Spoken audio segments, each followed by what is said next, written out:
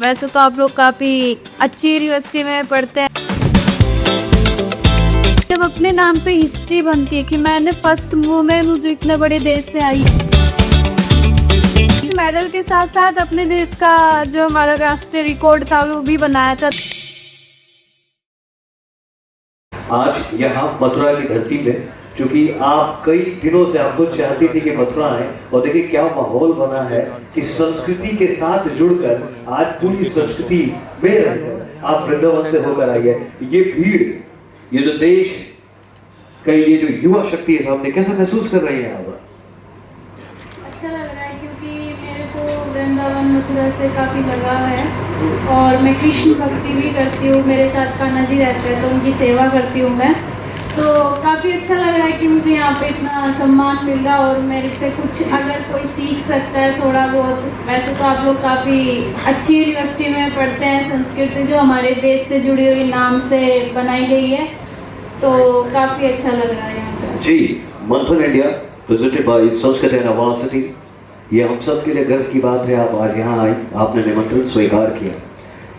मैं जानना चाहता हूँ आपसे, क्योंकि आप मेरठ की धरती है से हैं, वो धरती जिसमें भारत को सबसे पहले स्वतंत्रता संग्राम वहाँ से शुरुआत हुई, और आप भी एक मतलब आपने भी एक गजब का ये बेहतरीन काम किया। तो ये जो 2020, 2022 और 2024 ये तीनों साल जो बड़े बेहतरीन रहे, चाहे वो पेरिस की बात करो, टोक्यो की बात करो, और ये जो कॉमनवेल्थ की, जरा प्लीज तो सबसे बेहतरीन जगह, क्योंकि आप ओलंपिक में भी पहुंची हैं और पेरिस ओलंपिक में खास आप लगातार आगे बढ़ती चली जी।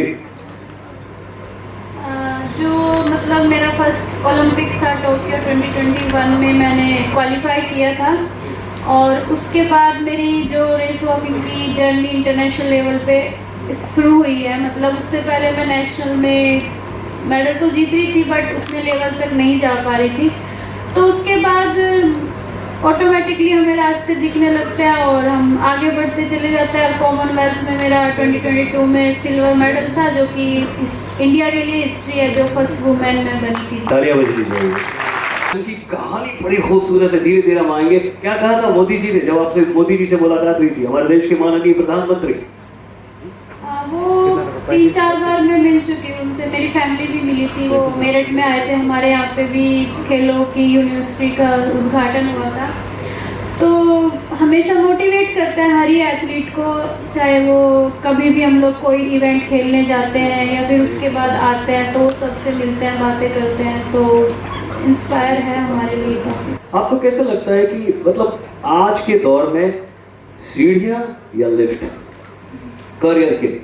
अक्सर लोग सोचते हैं कि मैं जल्दी जल्दी आगे बढ़ जाऊँ जी। मतलब सीढ़ियाँ ही ज़्यादा ज़रूरी है, क्योंकि जितना हम छोटी छोटी चीज़ों को सीख के आगे बढ़ेंगे तो उसका रिजल्ट हमें ज़्यादा अच्छा मिलेगा। और इस लिफ्ट से तो क्या एकदम पहुंच सकता है, पर आपको कैसे पता कि कब झटका लग जाए, नीचे गिर जाए। तो ज़रूरी है कि मेहनत करते रहने चाहिए लाइफ में, कोई भी फील्ड हो। काफ़ी मतलब स्टूडेंट्स का भी हम सुनते रहते हैं, मार्क्स कम आए तो किसी ने सुसाइड कर लिया, ये कर लिया, तो ऐसा नहीं करना चाहिए। क्योंकि मैं खुद स्पोर्ट्स में हूँ, कभी मेरा नेशनल भी मेडल नहीं आता है, तो शायद मैं उस टाइम इतना डाउन हो जाती कि मैं आगे बढ़ने का ही नहीं सोचती, और मैं पेरिस, टोक्यो इन ओलंपिक्स में भी पार्टिसिपेट नहीं करती। तो हर एक इंसान को मैं यही बोलूँगी, कभी भी हिम्मत नहीं हारनी चाहिए। हमारे लिए कुछ अच्छा लिखा होता है, और ये मैंने एक्सपीरियंस किया है। ये नहीं है कि बस बोलने की बात है, क्या अच्छा लिखा है, मिलता नहीं, कभी ना कभी मिलेगा जो आपके लिए सबसे बेस्ट होगा। जो कॉमनवेल्थ के उसमें जो वो फिनिश में पहुंची और आपने स्कोर बोर्ड, वो डिजिटल बोर्ड पर देखा प्रियंका गोस्वामी ने, कैसा वो काफ़ी अच्छा मतलब प्राउड मोमेंट था लाइफ का। क्योंकि मेडल जीतना ये सब अलग बात हो जाती है, लेकिन जब अपने नाम पे हिस्ट्री बनती है कि मैंने फर्स्ट वुमेन हूँ जो इतने बड़े देश से आई हूँ और पहली बार मैंने मेडल जीता, तो वो मेरे लिए सबसे बड़ी बात थी। क्योंकि काफ़ी इवेंट्स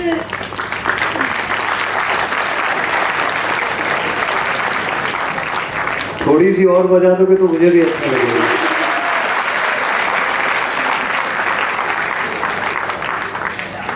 तो वहाँ पे मैंने मेडल के साथ साथ अपने देश का जो हमारा राष्ट्रीय रिकॉर्ड था वो भी बनाया था 10 किलोमीटर का।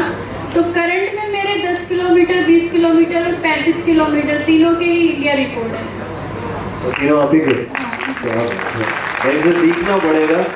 अच्छा, मैं आपसे ये जानना चाहूँगा कि चूंकि आप भी यूथ है, बहुत कम एज है आपकी, और सामने पूरा देश, ये जो युवा वर्ग सामने बैठा है, क्योंकि मैंने कई बार आपको कॉल किया, अच्छा अभी यहाँ प्रैक्टिस में हूँ, मैंने सुबह 4 बजे फ़ोन करूँ चाहे 6 बजे फ़ोन करूँ इनको, या 8 बजे, परसों भी सर इनको सुबह सुबह मुझे फ़ोन करना पड़ा था। तो ये डेली लाइफ में जाना चाहता हूँ आपकी, इनके लिए खास तौर से। सबका अपना अपना रूटीन होता है। जैसा कि मैं सुबह 3 घंटे ट्रेनिंग करती हूँ, शाम को 2-2.5 घंटे मेरी ट्रेनिंग होती है। उस ट्रेनिंग को करने के लिए मुझे डाइट भी अच्छी लेनी होती है, रेस्ट भी अच्छे से करना होता है, माइंड भी थोड़ा सेट रखना होता है कि मैं इधर उधर की बातें या टेंशन ना लूँ माइंड में, क्योंकि अगर हम टेंशन लेते हैं बॉडी रिस्पॉन्स नहीं देगी, आगे के लिए रिकवरी नहीं होगी। तो हर चीज़ का ध्यान रखना पड़ता है। और जैसे कि आप मोबाइल की बात है तो किस घर पे भी बात करेंगे तो कुछ ना कुछ, अरे आज ये हो गया, तो इससे अच्छा कि दूरी रखो फ़ोन को।